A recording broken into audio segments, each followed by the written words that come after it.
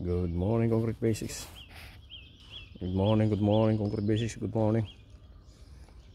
We are back. Ito siya ngayon. Itsura niya. So, naglinis lang kami ngayon. Naglilinis pa rin kami. Tinanggal lang namin yung mga kahoy, yung mga plastic, yung mga dumi. Hanggang sa ngayon, naglilinis pa rin kami. Tanggalin namin lahat yan. Pinantakip sa ating we're back, guys.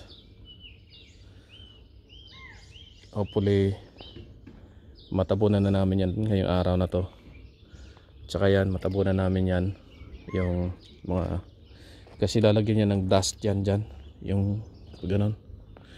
Tapos didig namin yan. Didig namin yan. Ililiot ko yung slot drain dito. May mahabang slot drain na papasok mula doon hanggang dito. Dadaan dito yung slot drain na yun, dito sa side na to hanggang dito. Tapos yung tubig magmula dito papunta dyan sa slot drain. Tapos magmula doon sa swimming pool yung tubig papunta dito. Tapos dito naman sa side na to, medyo lalapara namin ng konti. Gagawin namin 2 meters dito kasi guys, dito pwedeng tumalon-talon ka pag tatalon ka sa swimming pool, diba? Kailangan mo ng space dito. Kung marami kayong mga kaibigan mo gusto rin tumalon sa side na to, yung 1 meter maiksi or 1.2, sasabi ko sa amo ko mga 2 meters mas maganda, mas maluwang. May space silang magkulitan dito, diba? Maghaharutan kayo, siyempre. Kailangan may space kayo na maayos.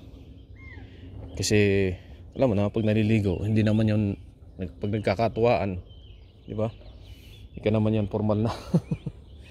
Kaya ganyan ang sistema na gusto kong gawin dito.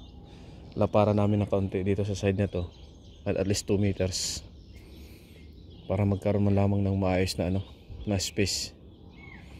Tsaka kapag naglalakad, may maglalakad tapos may tatalon, masyadong maiksi yung yung space. Walang magandang lalakaran. Although grass na to dito sa side na to, walang problema